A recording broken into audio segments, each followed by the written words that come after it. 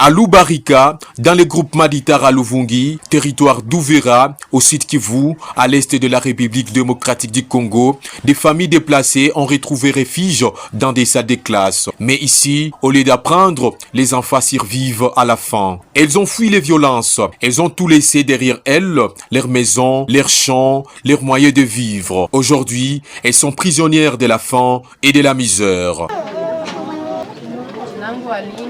Je m'appelle Aline, je suis déplacée des guerres. Nos vies sont marquées par des souffrances extrêmes. Nous avons du mal à trouver de quoi manger. Nous dormons à même les sols, dans les salles de classe. Nous n'avons jamais reçu d'aide de la part du gouvernement ni des organisations humanitaires. Nous avons quitté Kamanyola pour nous installer ici, mais nous avons tout perdu. Nous sollicitons de l'aide surtout à nourriture et à médicaments, car nos vies et celles de nos enfants sont en danger. De plus, les propriétaires des écoles commencent à nous chasser les lieux où nous sommes hébergés.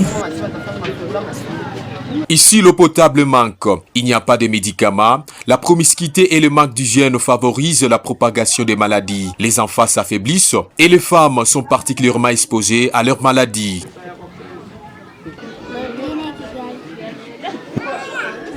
Je suis Claudine Kigabi. Nous sommes des déplacés de guerre. Nous avons quitté notre maison à Kamanyola depuis le mois de février. Nous mangeons difficilement et la nourriture que nous recevons est de très mauvaise qualité. Lorsque nous tombons malades, nos parents ne savent pas où trouver des médicaments faute de moyens. Nous dormons sur les pavements avec mes petits frères sans moustiquaires. Nous voulons que tout cela prenne fin afin de retourner chez nous à Kamanyola pour étudier avec nos amis.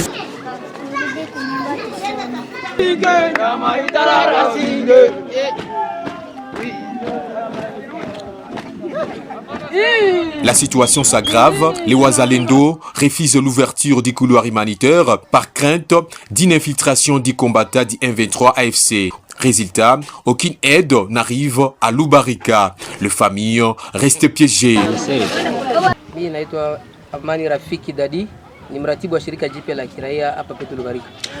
Je suis Amani Rafik Dadi, coordinateur de la nouvelle société civile congolaise de Lubarika. Ces familles souffrent énormément. Il suffit de voir l'endroit où elles passent la nuit. 5 familles sont contraintes de vivre dans une même salle de classe alors qu'elles ne se connaissent pas. Cette promiscuité accroît les risques de propagation des maladies. Concernant la nourriture, la situation est dramatique.